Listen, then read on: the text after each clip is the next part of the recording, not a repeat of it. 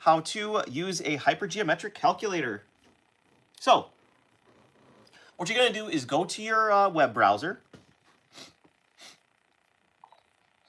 and you're going to type in the search bar. Forgive me, my tablet is older than most of my viewers, so it's going to take a second. All right, so type in the search bar, hyper, so Hyper, geometric, Geometric,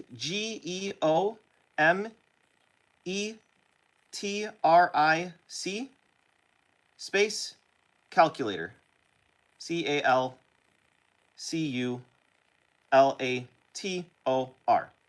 And then you're going to click enter.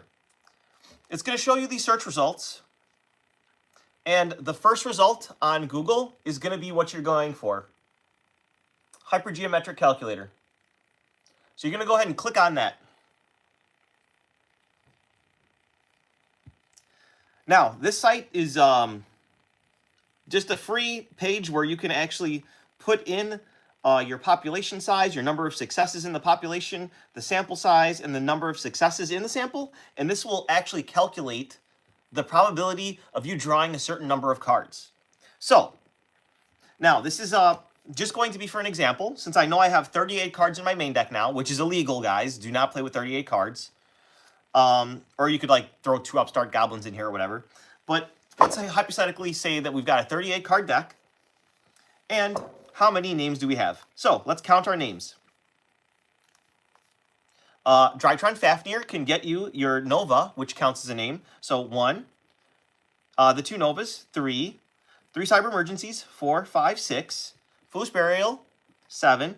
1 for 1, 8.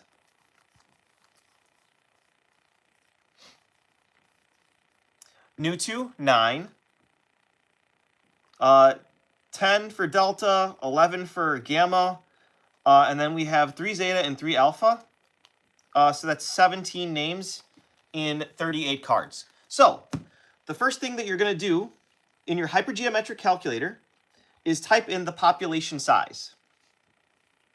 The population size is basically how many cards you have in your deck.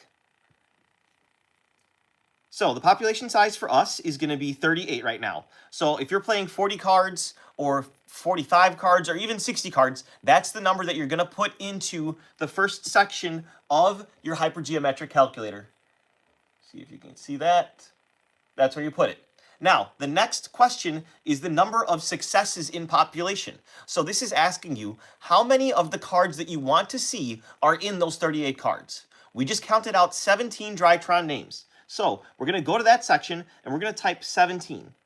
1 and 7. Next up is the sample size question.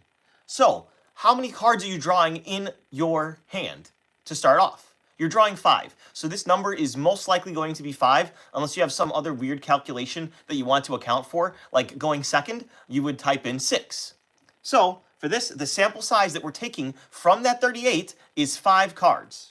So we're going to type in 5.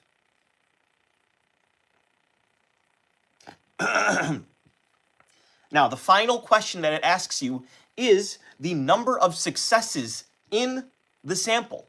So, in our sample card, our sample 5-card hand, how many Drytron names do we need to play? Or how many, it doesn't have to be for Drytron. You could ask it how many cards you need, or how many cards you want to see in your hand, and it'll give you the probability of that. So, we want to see at least 2 names so that we can actually play the game. So, I'm going to type in 2 right there. Now, it's from here that we can go ahead and press calculate, and it will actually go ahead and calculate that probability for us. All right, so you're going to go all the way to the bottom and see the cumulative probability of the number of samples in your hand being 2 or more. So the probability of seeing 2 or more names, to make sure that you can see it. I don't know if you can see it, but it's, well, oh gosh, let me stand up. That is going to be tough to see. Yeah, you're just gonna have to take my word for it. That bottom number is gonna tell you how many, or what's the probability of seeing basically what you described, seeing two or more in the same hand. So that is a 0.75676. So that is 75.7% approximately.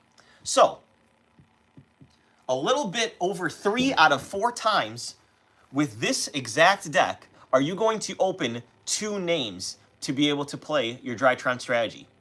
So that is how you use a hypergeometric calculator. You can shift around the numbers, like say, what if I was playing 40 cards and still only 17 names? We can do that. Just go back up to where we had the population size.